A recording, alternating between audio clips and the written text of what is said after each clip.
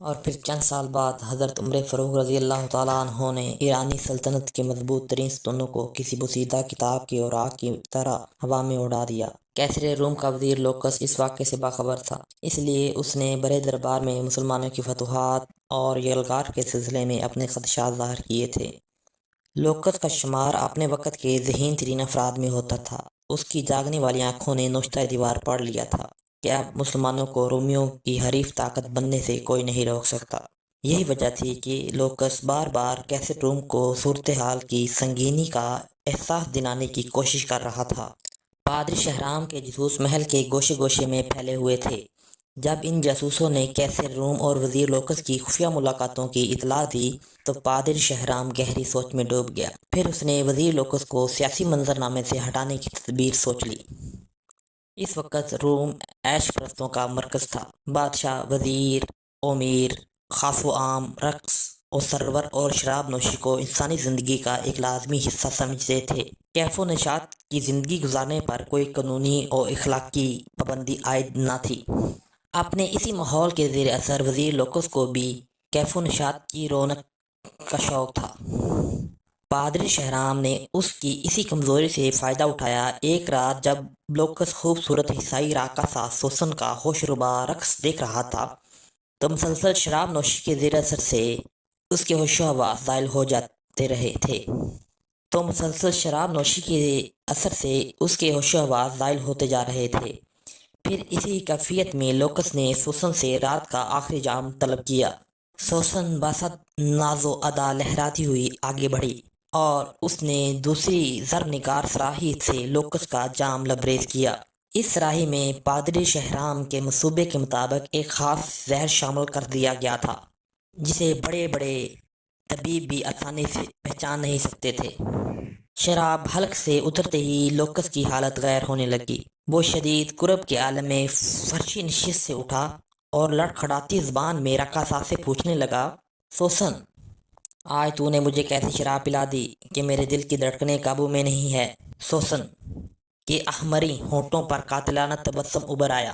سلطنت روم کے عظیم وزیر، ساقی بھی وہی، جام و پیما اور صراحی بھی وہی۔ شاید یہ بہار اور چاندنی رات کا اثر تھا کہ شراب میں تیزی آ گئی اور نشہ عام دنوں سے زیادہ گہرا ہو گیا۔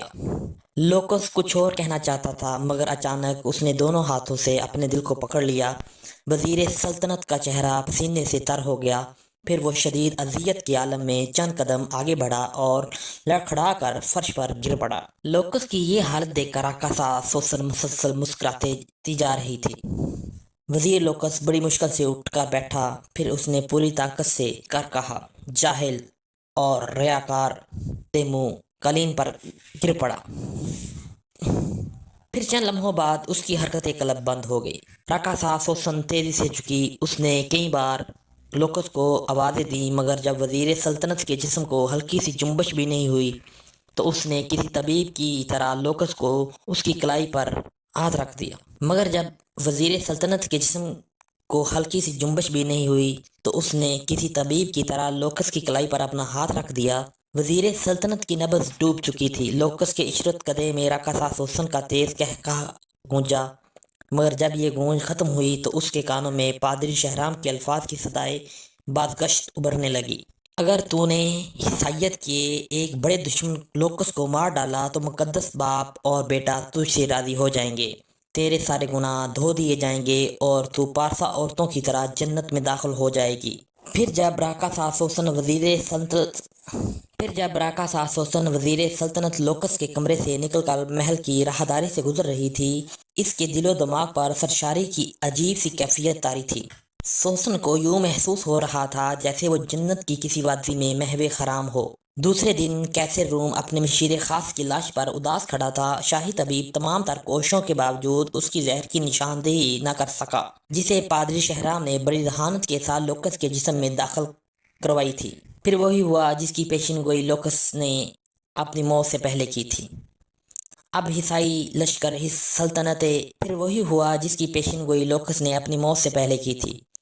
عیسائی لشکر عیسائی سلطنت کی طرف پیش قدمی کر رہے تھے۔ پھر کچھ دن بعد ہی امیر الامت حضرت عبیدہ بن جراح رضی اللہ تعالیٰ عنہ کی قیادت میں اسلامی فوج نے دمشق اردن حمص پر قبضہ کر لیا۔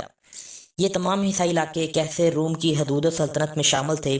حضرت عبیدہ بن جراح رضی اللہ تعالیٰ عنہ نے جزیہ لے کر تمام عیسائیوں کو مکمل امان بخشی اور برابری کے حقوق ادا کیے۔ نہ کسی عورت کی آبرو ریزی کی گئی، نہ کسی بوڑھے اور بچے کو قتل کیا گیا اور نہ ان کے مکانوں کو آگ لگائی گئی۔ مسلمانوں کے اس طرز عمل کو دیکھ کر عیسائی عورتیں اور مرد آپس میں گفتگو کیا کرتے تھے، یہ کیسے فاتح ہیں کہ جنہوں نے ہماری عزت و آبرو کے پیرہن کو چاک تک نہ کیا، نے رسوائی کے ساتھ بازاروں میں نہیں پھرایا اور ہمارے مال و متاع کی طرف دیکھنا تک گوارا نہیں کیا۔ زندگی کی یہ رعایتیں، یہ امن و سلامتی، یہ عدل و انصاف، یہ مساوات تو ہمیں ہرقل اعظم کیسر روم نے بھی نہیں بخشا تھا۔ دمشق، اردن، حمص کی فتوحات نے رومی عیسائیوں کو بدحواس کر دیا تھا۔ پھر مقامی باشندوں کی ایک بہت بڑی جماعت کیسر روم کے دربار میں اسی طرح داخل ہوئی کہ ان کے بال بکھرے ہوئے تھے اور گریباں چاک۔ وہ سب کے سب سر سے پاؤں تک درد کی تصویر بنے ہوئے تھے۔ کیسر روم نے ان شکستہ حال لوگوں کو بڑی حیرت سے دیکھا اور پھر انتہائی نرم لہجے میں پوچھا، اے یسوع مسیح کے ماننے والوں، کیا افتاد آ پڑی ہے؟ دمشق اور اردن کے عیسائیوں نے رو کر کہا، اے ہرقل اعظم، اے عیسائیت کے نگہباں، ہم پر افتاد نہیں پڑی بلکہ قیامت ٹوٹی ہے۔ ہمارے فریاد سن اور ہمارے دکھوں کا مداوع کر۔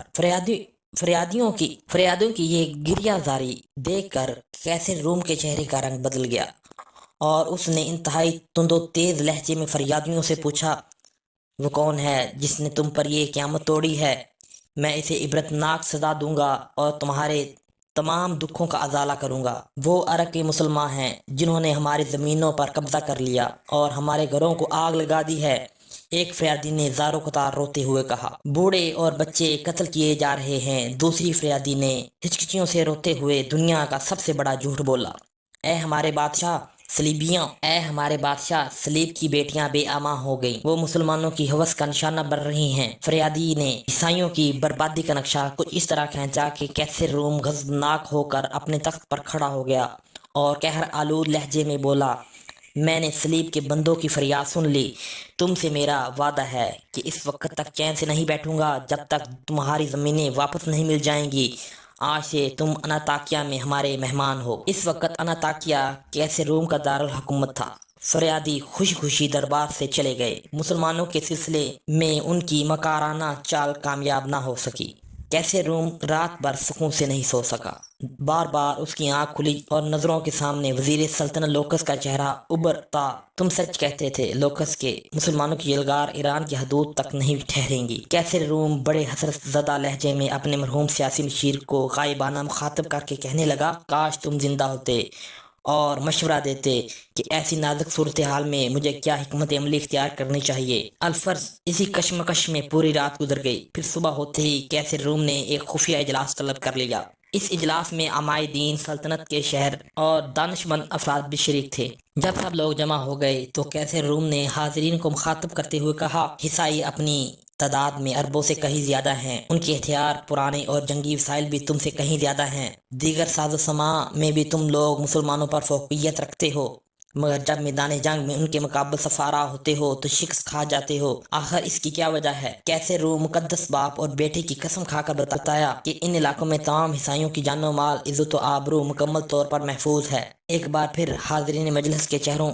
کے رنگ بگڑ گئے۔ وہ یمن کی زبان سے مسلمانوں کی وحشت و درندگی کے فرضی افسانے سنانا چاہتے تھے، مگر جب ایمن نے اپنے ایک دوست کے حوالے سے مقدس باپ اور بیٹے کو درمیان میں لا کر مسلمانوں کی بے مثال رواداری اور کریمانہ عمل کا ذکر کیا تو ان کے سینوں میں نفرت و عصبیت کی آگ کے شعلے بھڑکنے لگے۔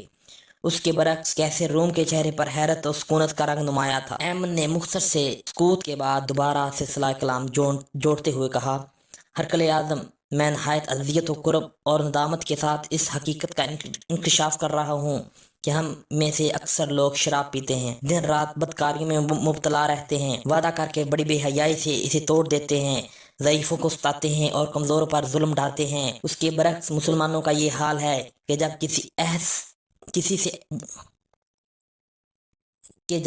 سے عہد کر لیتے ہیں تو اسے نبھانے کے لیے اپنی جان تک دے دیتے ہیں۔ ان کا اخلاق ہم سے کہیں زیادہ بلند اور ان کا سلوک ہم سے کہیں زیادہ بہتر ہے۔ وہ رات کو عبادت کرتے ہیں اور دن میں روزہ رکھتے ہیں۔ وہ کسی پر ظلم نہیں ڈھاتے بلکہ اپنے بدترین دشمنوں کو بھی معاف کر دیتے ہیں۔ ان کے یہاں رنگ و نسل، قبیلہ و خاندان کی کوئی تفریق نہ ہے، وہ سب آپس میں برابر ہیں۔ اس لیے مسلمانوں کے ہر کام میں جوش اور استقلال پایا جاتا ہے۔